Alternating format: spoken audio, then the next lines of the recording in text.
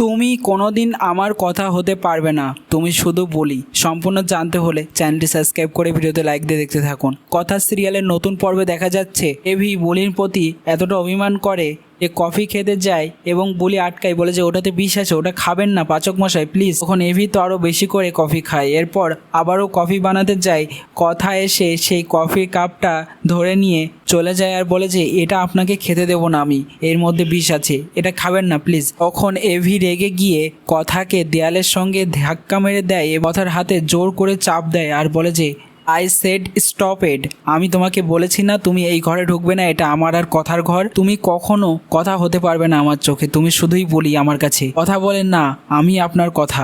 AV তখন কথাকে ধাক্কা মেরে ফেলে দেয় আর বলে না। তখন কথা বলে আপনি যাই করুন না কেন আমাকে, আপনি ওই কফিটা খাবেন না প্লিজ পাচক মশাই। তখন এভি কফির কাপটা নিয়ে ঢক ঢক করে খেয়ে নেয় আর বলে যে আর কিছু বলার আছে তোর, নাও লিভ। এরপর কথা চলে যেতে যেতে ভাবতে থাকে এতটা বদলে গেলেন পাচক মশাই, এতটা। এইদিকে এভিও কাঁদতে কাঁদতে বলতে থাকে এভিকে চেনা এখনো অনেক বাকি তোর। এভি যদি কাউকে রিকোয়েস্ট করে বারবার তাকে রিফিউজ করে, তুই কোনোদিনও আমার কথা হতে পারবি না। তো কেমন লাগলো এই অভিমানের পর্ব, তোমাদের কেমন লাগলো কমেন্টসে জানিয়ে এখনই সাবস্ক্রাইব করে নাও আমাদের ইউটিউব চ্যানেল। ধন্যবাদ সবাইকে।